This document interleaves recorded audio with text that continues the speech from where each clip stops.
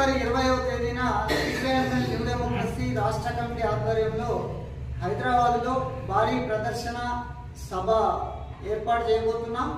ఈ కార్యక్రమానికి ప్రజలందరూ కూడా కదిలి రావాలని విజ్ఞప్తి చేస్తున్నాం. రాష్ట్రంలో కాంగ్రెస్ పార్టీ అధికారంలోకి వచ్చి 14 నెలలు పూర్తయింది.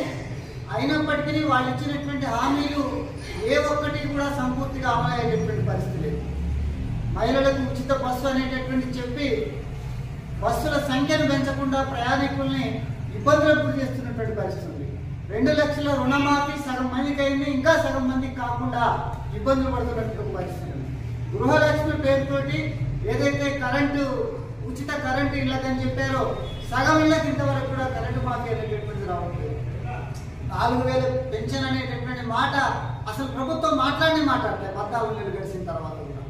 ఇవాటికి కూడా ఆత్మీయ భరోసా కానీ లేదు రైతు భరోసా కానీ ఇట్లాంటి పథకాలన్నింటి గురించి కూడా మాటలు చెప్తున్నారు తప్ప 14 నెలల తర్వాత కూడా వాటిని అమలు చేసే పరిస్థితి లేదు.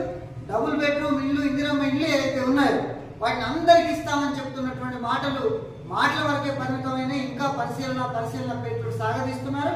ఇప్పటికీ గత టీఆర్ఎస్ ప్రభుత్వం ఎట్లయితే చేసిందో డబుల్ బెడ్రూమ్ అని ఊరించి ఇవాళ ఇందిరమ్మ పేరుతోటి ఊరించడం తప్ప మరొకటి చేయట్లేదు. పైగా ఇందిరమ్మ ఇండ్ల కమిటీలను ఏదైతే చేసిందో చట్ట విరుద్ధంగా వాటిని ఇప్పటి వరకు కూడా రద్దు చేయలేదు. ఒకవేళ అరకొరగా ఏదైనా ఇస్తే కూడా ఆ కమిటీల ద్వారా దుర్వినియోగం చేసేటటువంటి పరిస్థితి కనపడుతుంది.